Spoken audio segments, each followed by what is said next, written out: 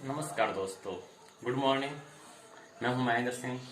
मिलते हैं अगले पार्ट में। नाम है चंद्रगुप्त मौर्य के बारे में, उनके साम्राज्य के बारे में कुछ जानकारी जो हमने पिछले वीडियो में पढ़ा भी था कि उनके क्या क्या हुआ, उसका हम रिविजन कर लेते हैं।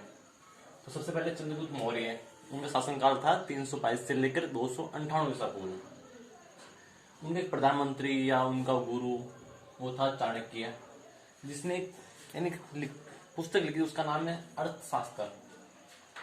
ठीक है, अर्थशास्त्र यानी राजनीति के बारे में, उस टाइम कैसा साम्राज्य था उसके बारे में कुछ इस प्रकार इस पुस्तक में हमें जानकारी मिलती है। और इसके बाद है 305 ईसा पूर्व में यानी मैसिडोनिया, एक यूरोप का छोटा सा देश है जहाँ का शासक सेल्यूकस निकेटर, जिसने अपनी पुत्री हेलेना का विवाह चंद्रगुप्त मौर्य के साथ किया था। उसने वो संधि की थी, जिसकी जानकारी मैंने पिछले वीडियो में आपको दे रखी है। अगर आपने पिछला वीडियो नहीं देखा तो उसे पहले जाकर देखिए। और उसके बाद उन्होंने सेल्यूकस ने एक राजदूत भेजा था, उसका नाम था मैगस्थनीज, जिसकी पुस्तक का नाम है इंडिका। हम इंडिका के बारे में जानेंगे। इंडिका क्या है? इंडिका एक तरह से भारत के उस समय के साम्राज्य को बताया गया है। उस टाइम कितने वर्ग थे, कौन सी व्यवस्था थी, साम्राज्य किस प्रकार चलता था, इसके बारे में कुछ जानकारी हमें इंडिका से मिलती है। उस समय मेगास्थनीज ने दास प्रथा का कहीं भी जिक्र नहीं किया, यानी मेगास्थनीज के अनुसार दास प्रथा नहीं थी, लेकिन भारत में दास प्रथा थी। यूरोप में जो दास प्रथा थी तो वो इस प्रकार थी कि उन्हें गुलाम बना के रखते थे या उन्हें काम करने देते थे, उन्हें खाना नहीं मिलता था या कपड़े अच्छे नहीं थे। लेकिन इंडिया में कुछ अलग था, यानी भारत में कुछ अलग व्यवस्था थी दास प्रथा के बारे में, जो इस प्रकार थी कि उन्हें कपड़े भी मिलते थे, अच्छे मिलते थे, कुछ अच्छे घरों में रहते थे। और मेगास्थनीज ने कुछ इन भारत के वर्ग, जो समाज था वो 7 वर्गों में विभाजित था, 7 वर्गों में था समाज। लेकिन भारत में लगभग 4 प्रकार का समाज था, लेकिन इसने मेगास्थनीज ने 7 प्रकार से वर्णन किया है। उसके बारे में शूद्र, क्षत्रिय, दास, किसान, कुछ इस प्रकार 7 थे। लेकिन भारतीय समाज ओनली 4 वर्ग में बटा हुआ था, जो इस प्रकार है। पहला था क्षत्रिय। क्षत्रिय जो राजा शासन करते थे या देश की रक्षा करने वाले क्षत्रिय थे। उसके बाद थे ब्राह्मण। ब्राह्मण वो तीसरा था लगभग ये शूद्र। शूद्र और चौथा था वैश्य।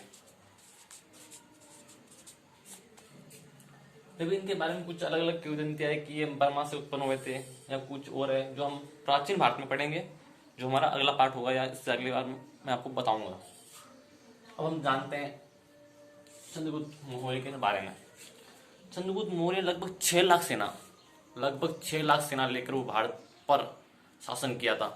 उसका शासनकाल लगभग ऊपर जम्मू कश्मीर से लेकर अफगानिस्तान के आसपास का कुछ एरिया, इस तरफ सौराष्ट्र जो हमारे गुजरात में है, सौराष्ट्र, तो उसके बारे में कुछ जानकारी मिलती है हमें। और नीचे तक बंगाल की खाड़ी तक उसका साम्राज्य था, यानी संपूर्ण भारत, एकमात्र सम्राट जिसने संपूर्ण भारत पर शासन किया। ये हमारे इतिहास की सबसे बड़ी घटना है। अब तक पहले हमारा समाज लगभग हमारा इंडिया 16 महाजनपदों में बटा हुआ था, जो मैं आपको आगे बताऊंगा। 16 महाजनपद, उसमें सबसे शक्तिशाली महाजनपद था वो था मगध, जिसका शासक था धनानंद, जिसको मारकर हमारे चंद्रगुप्त ने अपना साम्राज्य स्थापित किया। अब चंद्रगुप्त मौर्य के बारे में कुछ जानकारी मैं आपको इस प्रकार बताऊंगा। चंद्रगुप्त मौर्य ने गुजरात में, जो वर्तमान गुजरात है, गुजरात में एक जगह है सौराष्ट्र।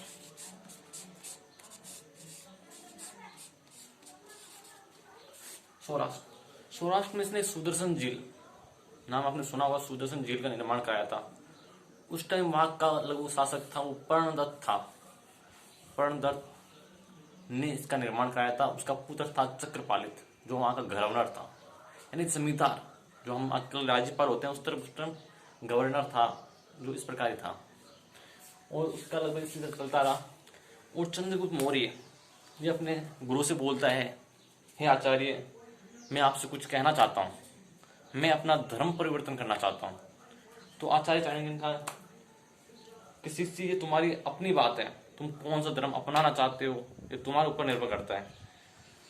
तो चंद्रगुप्त ने कहा, आचार्य मैं जैन धर्म स्वीकार करना चाहता हूँ। तो चाणक्य ने कहा, ठीक है वत्स, तुम्हारी इच्छा, तुम कौन सा धर्म स्थापित करना चाहते हो या कौन सा धर्म ग्रहण करना चाहते हो, ये तुम्हारी आंतरिक स्वतंत्रता है। मैं इसके बारे में तुम्हें कुछ नहीं कह सकता। फिर चंद्रगुप्त कहता है, हे आचार्य, मैं ये सारा साम्राज्य छोड़कर जाना चाहता हूँ।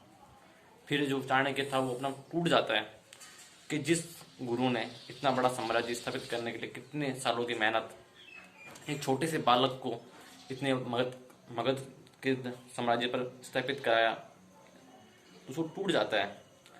फिर चंद्रगुप्त चला जाता है जो हमारा कर्नाटक है, वर्तमान कर्नाटक में पहाड़ी है चंद्रगिरी पहाड़ी,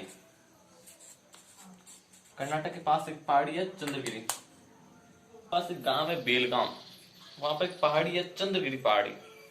वहां पर चंद्रगुप्त ने उपवास स्टार्ट करता है, यानी वो लगभग अपना ध्यान में लग जाता है, जहाँ वो अपने भूख या पानी सब छोड़ देता है।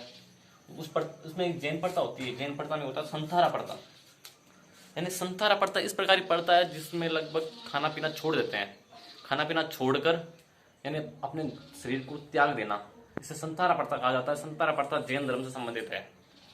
और उस टाइम चंद्रगुप्त का जो जैन शिष्य था वो था भद्रभाव। और इसके बारे में कुछ किंवदंती है कि जैसे जैन धर्म 2 भागों में बट गया, दिगंबर और श्वेतांबर। इसके बारे में कुछ है कि जब चंद्रगुप्त मौर्य का साम्राज्य था उस टाइम एक अकाल पड़ा था, उत्तरी भारत में एक अकाल पड़ा था, जिसकी वजह से भद्रभाव, चंद्रगुप्त और सारे जो कुछ व्यक्ति थे जैन धर्म के, वो नीचे की तरफ आ गए, दक्षिण की ओर। जो ऊपर थे वो तो कुछ व्यक्ति थे जिसमें कुछ उपाली ऐसे कुछ थे, इसके बारे में कुछ जानकारी हम आपको आगे बताऊंगा मैं। जिसमें कहा जाता है कि जब भद्रभाव वापस दोबारा उत्तरी दिशा में गया तो उसने अपने शिष्यों से बोला, तुमने धर्म भ्रष्ट कर दिया, तुमने कपड़े पहनना स्टार्ट कर दिया, तुम ऐसे स्टार्ट कर दिया। तो जो धर्म 2 भागों में बटा उसका नाम था श्वेतांबर और दिगंबर। दिगंबर जो कपड़े पहनने वाले, श्वेतांबर जो कपड़े नहीं पहनते हैं, जिन्हें हम नग्न साधु कहते हैं, वो इस प्रकार थे। ठीक है। उसके बाद 298 ईसा पूर्व में, कब, लगभग 298 ईसा पूर्व में, आपको साफ नहीं दिखाई दिया वो, लेकिन 298 ईसा पूर्व में चंद्रगुप्त की मृत्यु हो जाती है। ठीक है। इसके बाद उसका शासक भारत का साम्राज्य इतना विस्तारपूर्ण होता है कि उसका बेटा होता है बिंदुसार, जिसके बारे में हम अगले वीडियो में पढ़ेंगे।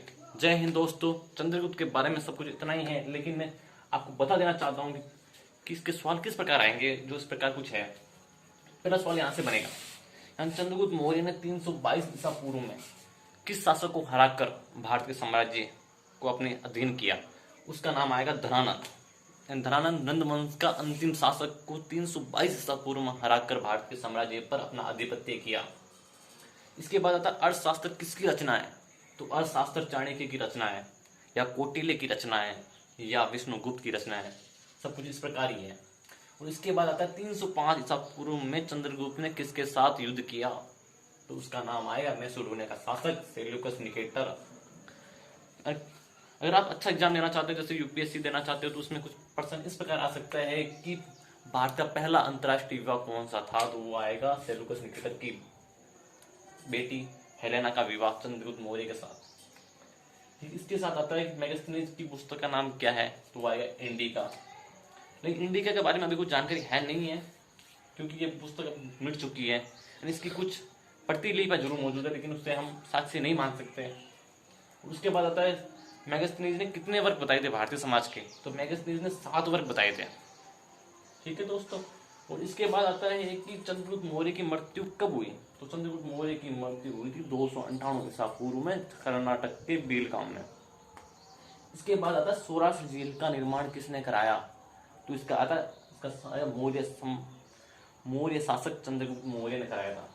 और इसका कुछ जीर्णोद्धार बाद में और शासकों ने कराया, उसके बारे में आगे बताएंगे आपको। और फिर ये आता है कि चंद्रगुप्त मौर्य ने अपना जीवन त्याग किया तो वो किस प्रथा के द्वारा किया था? तो वो था संथारा प्रथा। जय हिंद दोस्तों। आज के बारे में हम इतना ही जानेंगे।